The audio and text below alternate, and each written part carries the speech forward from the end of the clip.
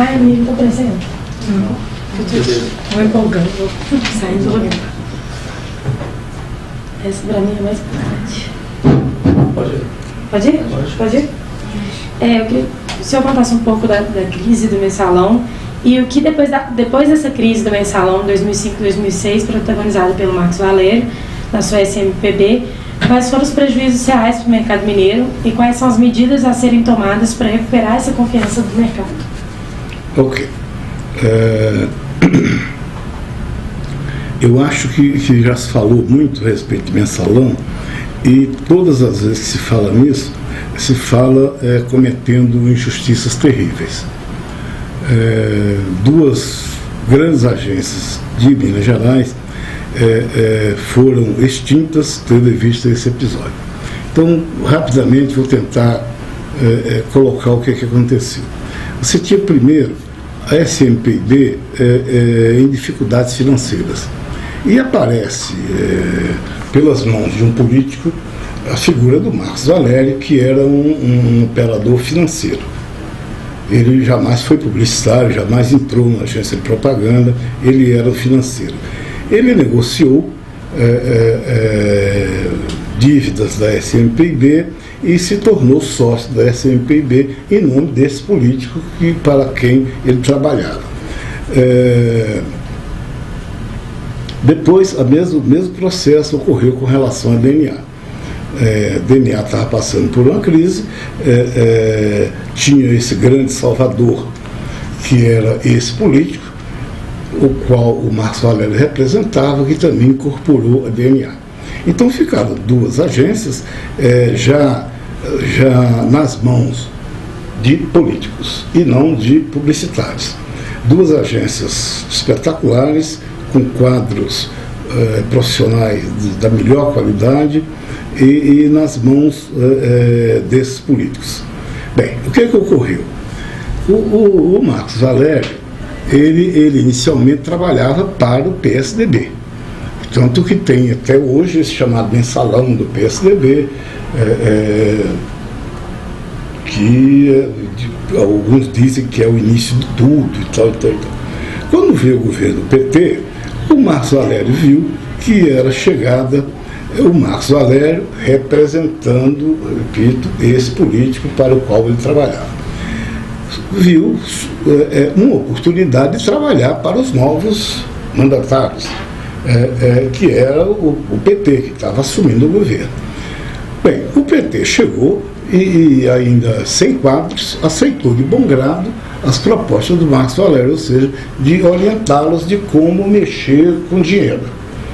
Dinheiro, você mexe com o dinheiro para cá, manda o dinheiro para lá, manda o dinheiro de Guanambi para não sei para onde, para Santo Antônio de não sei o quê, e o Marcos Valério sabia fazer essa engenharia, porque a origem dele é a origem financeira, ele operava dinheiro, e o PT o recebeu de braços abertos, tendo em vista esse conhecimento que ele detinha. Bem, a partir daí, o PT, evidentemente, que ajudou o Marcos Valério a desenvolver negócios. E uma das áreas que o Marcos Valério estava envolvido, ele tinha duas agências de propaganda na mão. Além de outros meios, ou seja, de empreiteiras e de não sei o que, as agências de propaganda também estavam no bolo. Está aqui, está na minha mão, empreiteira, eu vou lá procurar o cara. O que o Marcos Valério era na realidade? Que papel que ele exerceu? Ele recebeu uma relação de alguém, que eu não sei quem, e olha aqui, você vai buscar esse dinheiro, tal lugar. E esse dia você pega ele e entrega nessa outra relação que está aqui do outro lado da folha para fulano. E por esse trabalho você vai ganhar tanto. Era esse o trabalho que ele fazia. Ele era um operador financeiro, ele era, poderia chamar na linguagem assim mais popular, uma mula. Ou seja, o cara que pega a encomenda aqui e transporta para lá e ganha por esse trabalho. Era remunerado por isso. Essa é a história do mensalão, essa é a história do Marcos Valério. Bem, mas o lado que ficou mais evidente, o lado mais glamouroso, o lado que a mídia deu maior destaque, eram as agências de propaganda. Porque propaganda é um negócio que dá divulgação, que dá status. Toda semana tem uma página de propaganda no Estado de Minas, tem uma página de propaganda no Tempo, tem página de propaganda em tudo que é revista, tem publicação, e eu saio jornal muitas vezes, coisa que médicos renomados, que cientistas, que estudiosos não saem, eu saio, eu sou mais famoso que o cara. São coisas da nossa sociedade. Entende? Eu saio na rua, o cara me conhece, fala, Almir e tal. E, no entanto, passa um cara que é um cientista, que é um pesquisador, ninguém sabe que ele existe. Entendeu? O cara é muito mais importante que eu, exerce uma função na sociedade muito mais valiosa que a minha, e não é conhecido, eu sou conhecido. Por quê? Porque eu sou publicitário. Entendeu? Então, as agências de propaganda, por essa razão, tem esse lado glamouroso, mas também pagou o preço. Entendeu? Quando pintou o mensalão, ninguém foi atrás do cientista, ninguém foi atrás do empreiteiro, que provavelmente forneceram muito mais dinheiro do que as agências de propaganda. Foram atrás de quem? Das agências de propaganda. E quem era o cara, quem era a mula da história, era o Marcos Valério. Então, todos ao Marcos Valério. Vamos colocá-lo na fogueira. Por quê? Com o Marcos Valério na fogueira e as duas agências juntas, esquecemos os outros. Para que mexer com os outros se nós já temos o nosso bode expiatório? Que é a coisa mais maravilhosa inventada no Brasil, é o bode expiatório. Porque o bode expiatório resolve tudo. Você tem uma coisa gigantesca, tem um escândalo de todo tamanho, pega um bode expiatório, está resolvido a questão. Para que mexer com 200 caras, envolver 200 pessoas, se um único bode expiatório, entendeu, purga os pecados desse resto todo? É esse o problema do Marcos Valério. Então, assim, rapidamente, está explicado o mensalão, o que é que foi, tem nada a ver com propaganda. Bem, o que é que isso ocasionou para o mercado? As agências, a DNA e a SMPB, que eram as agências que detinham o maior número de contas em Brasília, foram expurgadas, elas foram acabadas, foram exterminadas e, consequentemente, os seus contatos com os clientes idem.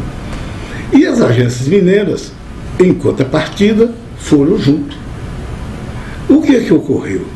Você tem uma disputa muito grande, porque o grande mercado, eu falei ainda há pouco dos problemas de Minas Gerais com relação aos anunciantes, que minguaram, que diminuíram e sobraram contas públicas. Isso ocorre no nível nacional. Como é que essa coisa funciona? Muitas das contas que eram nacionais viraram contas multinacionais. Você entre as 20 maiores agências do Brasil hoje, você deve ter 18 multinacionais. Você não tem mais agência brasileira. E essas agências, o que é que ocorreu? Elas descobriram Brasília como um grande mercado, que realmente é. As verbas do governo federal são realmente grandes verbas. Então você tem as agências multinacionais correram para Brasília. E para que dividir com a agência de Minas Gerais? Que força política Minas Gerais tem? Entendeu? Força política de Minas Gerais aproveitaram do episódio desse salão, SMPB, DNA, e acabaram com a presença de Minas Gerais em Brasília. Então o nosso mercado, que já era restrito, ficou mais restrito ainda com a nossa eliminação de Brasília. Claramente, não, esse é por causa do mensalão, não, ninguém fala nada, só que não dá nada para Minas Gerais.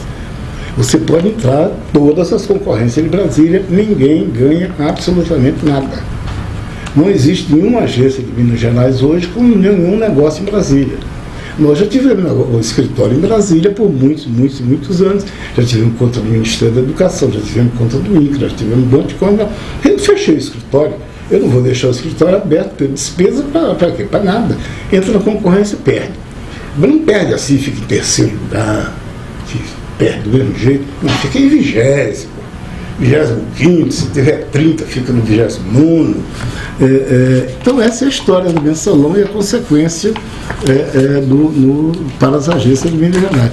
Então, o que mudaria esse quadro? Mudaria esse quadro se Minas Gerais tivesse uma representação forte no Congresso Nacional, em Brasília, força política. Infelizmente não temos. Eu diria que nunca tivemos. Desde o meu tempo de publicitário, nós já tivemos vice-presidente da República, nós já tivemos vários ministros, mas a nossa atividade nunca teve força em Brasília, porque os nossos políticos não entendem essa nossa atividade como importante, como estratégica, não brigam por ela e vão deixando. Aí você vê um estado da importância de Minas Gerais que não se faz ouvir em lugar nenhum do Brasil. Você não tem nenhum meio de comunicação em Minas Gerais que saia de Minas, que transponha as montanhas. Qual é o jornal de Minas Gerais que sai de Minas Gerais? Qual é a revista de Minas Gerais que sai daqui? Qual é a televisão de Minas Gerais que sai daqui? Não, nada, 000. Os outros é que vêm aqui. E noticiário de Minas Gerais?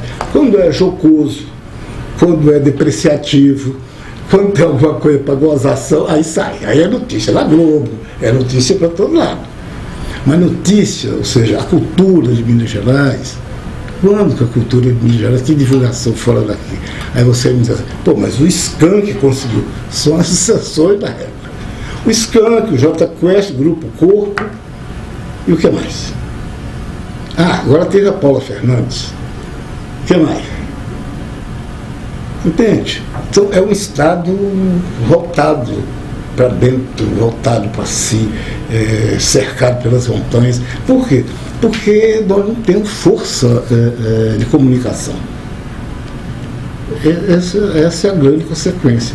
O futuro das agências de Minas Gerais, na minha avaliação, meio que nebuloso. Você não tem mercado. E sem mercado